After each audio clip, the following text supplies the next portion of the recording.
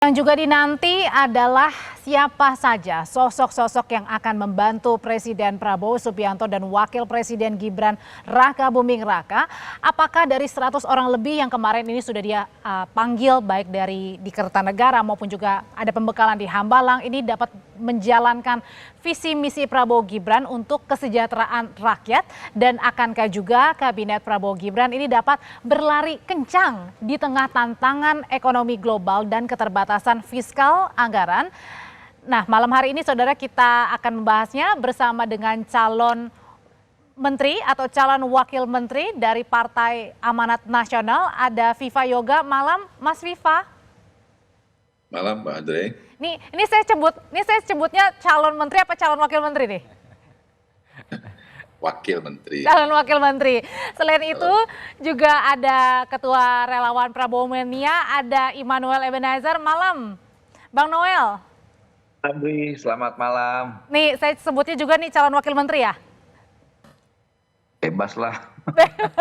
Ya, dan di studio juga saya tidak sendirian. Ini ada Direktur Eksekutif The Political Literacy Institute, Mas Gun-Gun Herianto. Malam Mas Gun. Selamat malam, Audrey. Oke, ini sekarang saya mau pertanyaan pertama langsung kepada Mas Viva. Mas Viva, jadi 20.30 ini Mas Viva sudah tiba di istana atau lagi bersiap-siap nih? 20.30 rencananya Pak Prabowo akan langsung mengumumkan nama menteri dan wakilnya.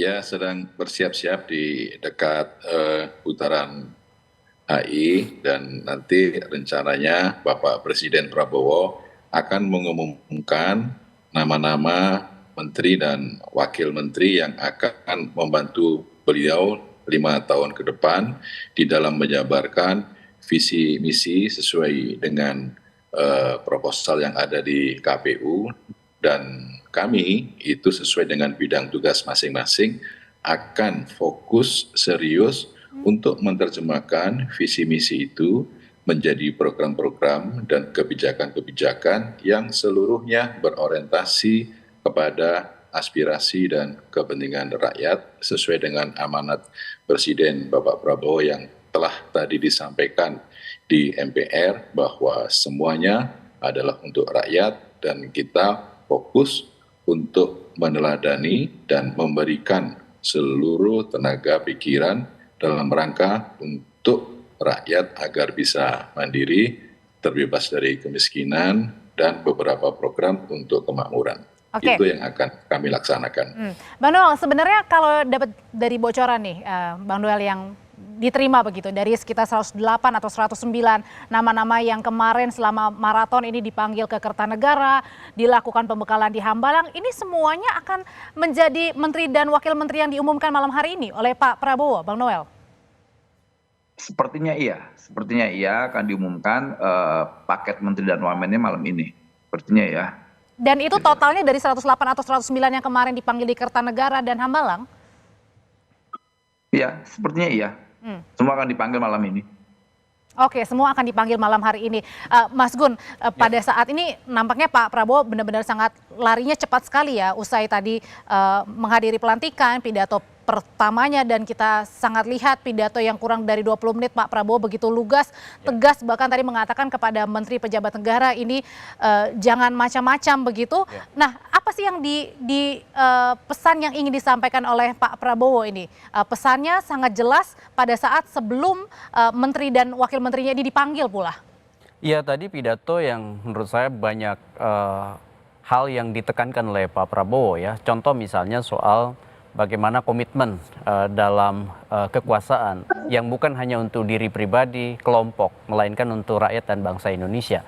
Ini menurut saya komitmen yang harus dijaga. Kenapa? Awal kan butuh public trust, dan pernyataan tersebut mengkonfirmasi di awal bahwa penting kuasa rakyat yang dimandatkan itu kemudian dieksplisitkan dalam bentuk narasi dan tindakan, konteksnya adalah kebijakan nanti, bahwa kekuasaan memang diproyeksikan untuk kepentingan banyak orang. Dan dengan pidatonya Pak Prabowo tadi pagi itu trust sudah didapatkan? Ya, terlalu jumping conclusion kalau kemudian trust sudah didapat. Tetapi bahwa memulai dengan pernyataan yang tegas seperti itu penting. Kemudian yang kedua soal komitmen untuk beberapa janji yang dieksplisitkan tadi soal swasembada pangan, swasembada energi, dan lain-lain ya. itu menurut saya keinginan untuk bekerja berakselerasi lebih cepat. Dan memang ada satu prakondisi, Audrey, yang kita bisa lihat yang tidak bisa dinikmati oleh presiden-presiden sebelumnya, yaitu transisi yang sangat mulus di eranya Pak Prabowo ini. Bayangkan dukungan Pak Jokowi ya pada saat sebelum dilantik maupun setelah dilantik. Kemudian juga ada perubahan undang-undang ya, Undang-Undang 39 tahun 2008 ke Undang-Undang 61 tahun 2024 yang memungkinkan presiden itu nomenklatur kementeriannya disesuaikan dengan kebutuhan presiden. Ini tidak pernah dinikmati oleh presiden-presiden sebelumnya. Dan belum lagi misalnya dukungan beberapa orang yang pernah menjabat sebagai menteri Jadi daerah. sebenarnya itu awal start yang bagus ya, awalan yang bagus. Iya, itu tidak pernah dinikmati oleh Pak Jokowi, oleh misalnya bahkan dari sejak Soeharto ya, Soeharto, kemudian Habibie, kemudian juga Gus Dur, kemudian dan lain-lain. Oke, saya mau kembali ke Mas Viva. Mas Viva, itu tadi pernyataannya Pak Prabowo pada saat di MPR ini sangat tegas sekali. Pimpinan harus memberi contoh, kalau ikan jadi busuk itu busuknya mulai dari kepala. Ini tegas sekali pernyataan dari seorang presiden kita. Nah, apakah ini tantangan juga dari Mas Viva maupun Bang Noel bahwa ini merupakan hal yang benar-benar warning begitu ya terhadap menteri dan wakil menterinya ketika bertugas nanti, Mas Viva? Ya, itu perintah dari Pak Presiden Prabowo yang betul-betul ingin menegaskan bahwa kabinet yang sekarang itu harus berorientasi untuk kepentingan rakyat, bukan untuk kepentingan pribadi, tapi kemudian akan menjadi jelas kalau kemudian program-program yang kita laksanakan nanti seluruhnya adalah untuk memenuhi aspirasi, kebutuhan, dan kepentingan rakyat. Itu adalah mempertegas bahwa komitmen dari pemerintahan sekarang adalah berorientasi seluruhnya kepada kepentingan rakyat, dan kami sebagai pembantu presiden tentu akan menjelaskan kepada rakyat visi misi presiden dalam bentuk program, dan yang kedua akan serius untuk terus meneladani kepemimpinan Presiden Prabowo agar dalam bekerja kita betul-betul fokus, dan nanti akan kita bisa evaluasi prosesnya bagaimana, hasilnya bagaimana, dan ini menjadi sebuah pertanda bahwa apa yang akan kita lakukan adalah betul-betul dari dalam hati sendiri untuk kepentingan bangsa dan negara, dan kami minta juga kepada seluruh masyarakat Indonesia untuk minta doa agar bisa berjalan dengan baik dan bisa menjalankan amanat dengan baik dan bisa memberikan perhatian yang sangat luar biasa kepada rakyat. Dan kalau kemudian rakyat bersatu, tentu pemerintah juga akan semakin kuat dan orientasi untuk mewujudkan cita-cita kemerdekaan juga akan bisa cepat terlaksana. Mas Viva, ini kan rencananya akan diumumkan malam hari ini. Mas Viva tadi bilang katanya udah deket ya, nggak jauh-jauh dari istana nih. Mas Viva ini rencananya akan berangkat ke istana ini butuh waktu berapa lama, dan apakah Mas Viva kan sering kali bertemu dengan Pak Prabowo ya. Nah, kali ini tapi berbeda nih. Momennya Pak Prabowo adalah sudah menjadi presiden dan Anda adalah calon wakil menteri. Perasaan apa yang menggambarkan malam hari ini suasananya? Perasaannya bersyukur kepada Allah Subhanahu wa Ta'ala, Tuhan yang Maha Kuasa, karena telah masih diberikan waktu untuk bisa mengabdi kepada rakyat dan bisa berjuang untuk kemajuan bangsa dan negara, dan kami seluruhnya akan terus fokus bekerja serius dalam rangka untuk mewujudkan visi misi presiden dan dalam rangka untuk menggapai cita-cita kemerdekaan. Oke, berarti semaksimal mungkin.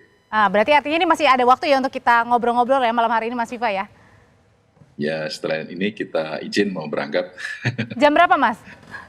Ya, sebentar lagi, Mbak. Oh, sebentar lagi. Oke, kalau gitu saya ke Bang Noel kalau gitu. Bang Noel ini adalah juga ketua relawan ya, Prabowo Mania begitu. Nah, pada saat dipanggil malam hari ini, saya juga mau tahu dong gimana nih Bang Noel nih, dak-dikduk, deg-degan atau biasa aja nih, Bang? Biasa aja sih, kan biasa di istana kita waktu di eranya Pak Jokowi. Tapi ini beda sebagai calon wakil menteri nih. Ya kita ter-challenge aja. Kalau saya sebagai, kan saya bukan relawan juga, saya aktivis 98, Lantas saya pendukung beliau, kemudian saya dilibatkan di pemerintahannya, ya saya tertantang. Karena saya tidak mau nanti dalam catatan sejarah saya, Immanuel Ebenezer aktivis 98, Ketua Umum Relawan Prabowo korup. Gitu. Makanya saya senang sekali ketika ada pernyataan-pernyataan tegas dan vulgar yang disampaikan Pak Prabowo terkait pejabat yang korup, atas pemimpin yang tidak amanah dan sebagainya. Dia sampaikan juga secara tegas bahwa kekuasaan itu untuk rakyat, bekerja alat untuk memperjuangkan rakyat. Dia benci sekali dengan kemiskinan. Artinya ada narasi besar yang sedang akan dilakukan oleh Prabowo ke depan soal apa? Kemiskinan. Dia harus berjuang soal itu. Jadi saya senang sekali. Saya semakin nyaman jiwa saya ketika dilibatkan di pemerintahan Prabowo Gibran ini. Saya benar-benar tertantang lah. Jadi kalau soal kebahagiaan saya nggak terlalu bahagia sekali sih. Karena saya mau bekerja dengan benar-benar. Karena ini pemerintahan bukan pemerintahan yang korup, ini pemerintahan yang harus bekerja. Jadi itu bukan warning ya? Artinya adalah memang komitmennya dari Bang Noel, seorang Bang Noel adalah seperti itu begitu, selaras? Iya, selaras sekali, sangat selaras. Itu yang ya, karena kan saya aktivis 98, saya harus punya komitmen dalam menjaga demokrasi. Kemudian bagaimana melawan yang namanya korupsi itu kan musuh nyata dari demokrasi. Dan Pak Prabowo lugas sekali menyampaikan itu di dalam pidatonya. Jadi ya ini pemerintahan yang benar-benar penuh dengan harapan lah ya. Hope. Makanya semoga semua apa yang disampaikan itu bisa terjawab di pemerintahan. Apalagi dibilang kita ini minimal atau maksimal 4 tahun ini harus kita bekerja keras, enggak, itu nggak bisa. Gitu. Makanya kalau seandainya pejabat-pejabat masih bermental feodal dan korup, ya sebetulnya waktu di Hambalang itu sudah diingatkan oleh Pak Prabowo. Kalau seandainya mereka tidak sepakat dengan gagasan Prabowo dan pandangannya, mendingan keluar, mundur dari sekarang sebelum dilantik nanti, biar tidak menjadi toksik atau menjadi racun di pemerintahan Pak Prabowo Gibran ke depan. Nah, pertanyaan berikutnya adalah dengan tadi Pak Prabowo mengatakan bahwa jadi pemimpin ini jangan korupsi, jangan juga kolusi, dan pemimpin ini harus melayani, bukan dilayani. Pertanyaan berikutnya yang saya mau tanyakan ke Bapak-Bapak adalah bagaimana caranya ini bisa memastikan bahwa setiap menteri dan setiap wakil menterinya ini bekerja sesuai dengan arahan Pak Prabowo, terutama soal jangan korupsi dan pemimpin ini harus melayani rakyat, karena banyak sekali menteri dan wakil menterinya. Usai jeda, saudara tetaplah bersama kami. Masih bersama saya Audrey Chandra di Selamat Bertugas Presiden dan Wakil Presiden Republik Indonesia. Mas Gun berbicara soal tadi kita sudah dengarkan calon wakil menteri begitu besar bahwa memang salah satunya adalah soal jangan korupsi, kemudian juga pemimpin harus melayani. Ini sebenarnya pesan yang dibawa oleh Pak Prabowo pada saat Bapak-bapak ini mendapatkan pembekalan di Hambalang kemarin. Nah, pertanyaan selanjutnya adalah bisa nggak para menteri dan wakil menteri ini akan selaras dengan pesannya Pak Prabowo? Karena besar, bagaimana ini menilainya satu persatu karena 100 lebih jumlah menteri dan wakilnya. Iya, ini jumlah yang besar, yang terbesar sepanjang sejarah kabinet ya pasca reformasi, karena biasanya pasca reformasi hanya berkisar antara 30 sampai 36 ya. Pak Habibie 36, yang paling ramping itu Bu Mega 30. Pak Jokowi 2 periode itu 34. Jadi ini lebih dari 100 seperti kabinet Dwi Kora yang disempurnakan. Kabinet Dwi Kora 2 ya yang tahun 1966. Ya, ini tentu ya agenda besar nih Audrey bagi Presiden Prabowo, kenapa harus mengorkestrasi jumlah menteri dan jumlah wakil menteri yang banyak. Agendanya pertama menurut saya harus fungsi koordinasinya yang harus kuat. Kenapa? Karena ini fragmentasi kekuatan politik, menteri diusung dari partai, kemudian dari relawan, kemudian juga dari profesional atau teknokrat yang sebenarnya juga punya endorsement dari partai politik, saya lihat ya. Kemudian untuk menjahit ini semua perlu fungsi koordinasi yang optimal, karena kalau enggak ya hanya untuk misalnya bicara soal SOTK aja, sistem organisasi dan tata kerja organisasi kementerian, itu tentu tidak mudah. Bukan hanya itu aja, tapi soal pengawasannya juga ya, yang mengawasinya bagaimana nih, banyak sekali kan? Iya, itu persoalan lain ya. Tadi kalau misalnya bicara soal komitmen anti korupsi, itu harus dimulai memang dari orang lingkar terdekat Pak Jokowi sendiri dan lingkar terdekat Pak Prabowo sendiri. Ini baru transisi. Iya benar. Maka Pak Prabowo harus memastikan seluruh menterinya itu memang komit pada apa yang disampaikan oleh Pak Prabowo ya, baik hari ini maupun sebelumnya. Memang persoalan krusial Republik ini dimulai dari demokrasi kolusif ya, atau kolusif demokrasi, yaitu soal kerap kali misalnya ada banyak permainan-permainan yang menyebabkan politik dan kekuasaan itu bergulir dari hanya untuk segelintir orang, sehingga kemudian tindakan korupsi menjadi sangat rawan. Akibat banyak pemburu rente ya yang kemudian memanfaatkan kuasa politik untuk kumulasi ekonomi. Nah, problemnya Audrey menurut saya ketika ada pernyataan seperti tadi harus jelas rewardnya dan punishmentnya. Contoh misalnya menteri yang kemudian bermasalah, sekarang ini kan yang dihukum hanya individu menterinya, itu pun di wilayah hukum. Tetapi secara politik harusnya Prabowo juga memastikan partai yang mendistribusikan menteri yang bersangkutan, artinya baru kemudian punya daya dorong kepada seluruh kekuatan partai yang kemudian mendistribusikan dan mengalokasikan orang ke jabatan menteri dan wakil menteri itu untuk bertanggung jawab begitu. Oke, jadi artinya adalah yang was-was ini yang harus perlu kemudian mendapat sorotan bukan hanya menteri dan wakil ya, tapi juga partai politiknya, karena itu sebagai pertanggungjawaban kan kepada Pak Presiden. Oke, Mas Gun, sebelum kita lanjutkan perbincangan, kita akan saksikan bersama dulu apa yang malam hari ini sedang berlangsung di Istana. Ini beberapa kepala negara atau beberapa tamu negara memang sudah sejak tadi sore ini ada beberapa tamu ataupun kepala negara yang memang sudah diterima langsung oleh Presiden Prabowo Subianto, termasuk juga langsung melakukan perbincangan bilateral dua negara, dan ini merupakan perbincangan bilateral pertama bagi Prabowo Subianto sebagai Presiden Republik Indonesia usai tadi siang dilantik. Oke, balik lagi Mas Gun, berbicara soal banyaknya menteri dan wakil menteri yang malam hari ini akan diumumkan. Nah, tadi pagi Pak Prabowo juga menitipkan pesan bahwa kita ini harus meningkatkan kesejahteraan rakyat. Nah, pertanyaannya bagaimana ini caranya meningkatkan kesejahteraan rakyat itu menjadi keharusan, satu sisi juga anggaran ini bisa saja membengkak atau sangat membengkak dari pos-pos menteri atau kementerian yang ada. Ya, makanya salah satu problem di awal tadi saya udah bilang, dengan nambahnya nomenklatur kementerian ini kan harus juga ada tata kelola yang jauh lebih baik. Kenapa? Karena jangan sampai kemudian nambah nomenklatur kementerian, anggarannya tersedot pada pembiayaan atas kementerian-kementerian baru yang jumlahnya lebih banyak dibanding misalnya orientasinya untuk kesejahteraan masyarakat. Makanya diperlukan selain APBN juga inovasi-inovasi yang kira-kira bisa memunculkan ya potensi-potensi pemasukan bagi negara ya. Contoh misalnya tadi bicara soal swasembada energi. Itu kan kalau dikelola dengan baik, kita kaya sekali sumber daya alam dan sumber daya energi ya. Itu yang kemudian bisa sebenarnya dioptimalkan untuk kesejahteraan masyarakat banyak. Hanya masalahnya sekarang problem serius dalam pengelolaan sumber daya alam kita ini kan tidak terdistribusi dengan baik ya kepada banyak masyarakat. Itu lebih pada mereka yang punya akses ya politik ya. Dan lagi-lagi orang-orang tertentu saja itu yang punya akses. Persis itu, sehingga kemudian terjadi yang disebut dengan persaingan tidak adil dalam bisnis, terutama di sektor yang kemudian mengoptimalisasi sumber daya alam kita.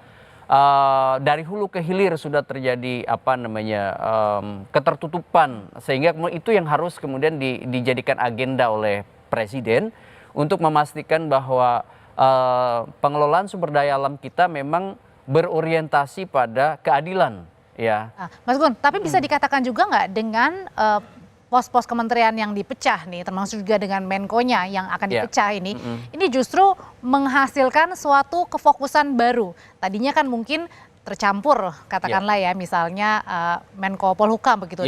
Jadi dengan dipecah itu semakin fokus menteri ini bekerja. Ya, ada baiknya ya ketika misalnya beberapa pos kementerian itu dipecah, kita tidak kemudian menyangkal bahwa ada beberapa hal yang memang kementerian itu perlu fokus. Kayak misalnya Menteri Pendidikan Dasar Menengah itu menjadi fokus, tidak kemudian overlap dengan pengelolaan Kementerian Pendidikan Tinggi misalnya. Itu oke aja, tapi kemudian persoalannya adalah sekarang ini bukan pada soal kementeriannya, melainkan pada fungsionalisasi dari kementerian itu. Karena begini, contoh ya, kalau mau berakselerasi cepat, Audrey, kita kan waktu terbatas. Dengan munculnya nomenklatur baru, harus ada kan pengelolaan kementerian-kementerian baru. Belum lagi PNS yang dipindahkan. Seperti misalnya pejabat-pejabat eselon 1, 2, 3, kemudian ASN, ada redistribusi ke kementerian-kementerian baru. Kemudian jangan sampai ada tumpang tindih seperti kasus-kasus sebelumnya. Ketika ada reorganisasi seperti BRIN misalnya, contohnya, akhirnya kemudian tidak terkelola dengan baik. Nah, ini menurut saya ke depan, terutama misalnya kalau ada komitmen dimulai dari presiden untuk memastikan bahwa reorganisasi itu berjalan ke arah yang tepat, harus lebih dipercepat. Kalau menteri malam ini misalnya diumumkan, sebut saja besok dilantik, dan hal yang pertama yang harus dilakukan adalah memastikan bahwa koordinasi tidak terlalu lama, apalagi misalnya di kementerian-kementerian baru yang SDM-nya itu perlu memang di set up lebih dini. Jadi ini sebenarnya bukan hanya tantangan bagi menteri, tapi juga tantangan sebagai presiden seorang Pak Prabowo Subianto yang harus bertanggung jawab dengan memperbesar kementeriannya ini atau menambah kementeriannya ini. Ya, jangan sampai kemudian menambah menteri hanya terkesannya itu politik akomodasi. Justru orientasinya adalah lebih pada optimalisasi tadi, keinginan-keinginan Pak Prabowo yang udah dieksplisitkan tadi setelah disumpah untuk bekerja, ya. Kemudian ada komitmen untuk tadi beberapa hal yang jelas eksplisit dinyatakan, ingin misalnya mensejahterakan masyarakat.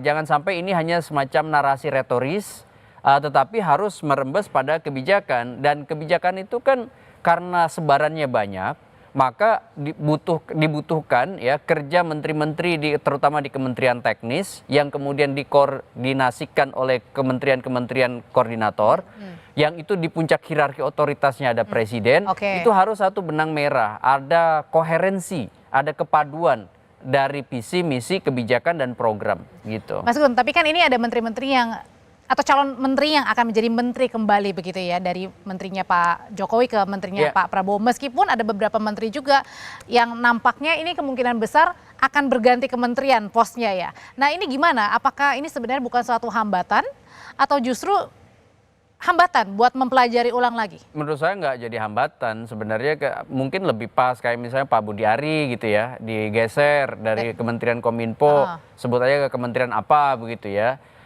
Tadi koperasi katanya sudah kasih bocoran. Kan memang kemarin saya nilai kalau di Kominfo tidak terlalu tepat gitu ya, maka kemudian mungkin ada pos yang lebih tepat. Hal-hal seperti ini wajar ya, yang paling penting sebenarnya adalah bukan hanya semata-mata orangnya, tapi fungsinya, perannya. Nah, itu yang kemudian akan terlihat dari roadmap apa yang kemudian dimiliki oleh menteri itu, tinggal nanti diukur dari KPI-nya. Kalau misalnya presiden sebagai pemilik hak prerogatif tidak melihat performa kinerjanya bagus, maka pertimbangan-pertimbangan reshuffle bukan semata-mata pertimbangan politis. Kalau itu dilakukan, maka saya memiliki keyakinan bahwa Presiden Prabowo on the right track untuk memimpin kabinetnya ke arah yang tepat. Kalau enggak, ya itu akan kembali pada labirin kekuasaan gitu. Kita kadang-kadang nggak tahu ini pergerakan para menteri kemana, kemudian orientasi akhirnya atau exitnya ada di mana. Karena kan tadi Pak Prabowo juga sudah mengatakan dengan jelas begitu ya, 4-5 tahun kita harus swasembada pangan, ada juga swasembada energi, dan kita jangan mau negara lain mencampuri kita, dan ya kita harus berdiri sendiri, jangan ketergantungan sama negara lain. Dan tadi ada pernyataan menarik tuh bahwa jangan kemudian semata-mata statistik. Nah ya. Itu dia. Kemudian jangan kemudian lantas kita cepat berbangga. Karena ekonomi terbesar salah satunya. G20. Ya. Itu pesan apa sebenarnya Mas Gun? Ya itu menarik bagi saya karena selama ini pemerintah kerap kali kemudian juga mengekspos itu ya. Dan realitas itu kemudian menjadi sebuah bacaan penting bagi presiden yang sekarang dilantik untuk 5 tahun ke depan. Memang kerap kali orang terkesima dengan statistik, kerap kali orang terkesima dengan klaim, itu yang disebut dengan branding begitu ya. Padahal butuh juga antara yang disimbolkan itu dengan realitasnya itu nyambung. Sehingga kemudian betul juga ketika itu di-highlight di pidato pertama, sehingga kemudian itu bisa jadi reminder juga bagi presiden, termasuk juga bagi para menteri yang kerap kali berlindung gitu ya di balik data-data yang kerap kali bisa sebenarnya disuguhkan. Itu pun data-datanya kadang-kadang suka berbeda satu. Nah itu dia. Badan ke badan lain. Makanya ini penting juga menjadi pengingat bahwa presiden pernah menyatakan ini di awal pidatonya dan itu harus jadi komitmen publik. Pada saat sudah dinyatakan, itulah yang kemudian akan diingat oleh halayak banyak. Direktur Eksekutif The Political Literacy Institute, terima kasih untuk ulasannya, Sama-sama, Mas Gun. Audrey. Selamat malam. Ya, selamat malam.